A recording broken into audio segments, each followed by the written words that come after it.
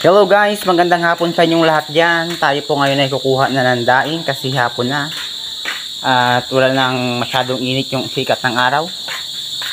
Kaya pupunta tayo sa taas ng apartment para kunin yung aking daing na binilad.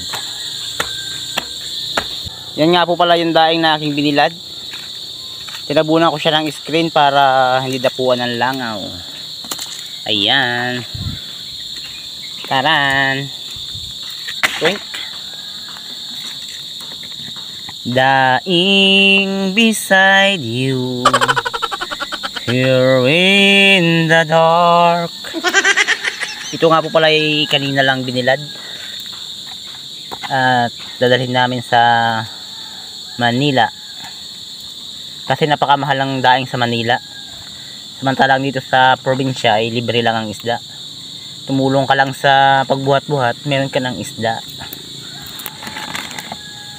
Ito nga po pala ipapadala ko sa aking mga kapatid. Ayan. Medyo maliliit nga po pala yung ibang mga dinaing ko. Hindi pa siya masyadong tuyo. Isang bilaran pa ito at ito yung tuyo na.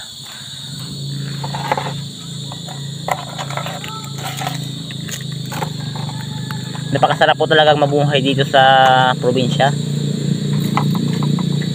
Makakalibre ka palagi sa pangulam at napakarami pang gulay sa paligid-ligid lang. Basta masipag ka lang talaga sa probinsya, talagang mabubuhay ka.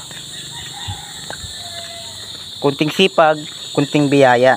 Kung maraming sipag, marami ring biyaya. Ayan guys, salamat po sa inyong panonood. Thank you.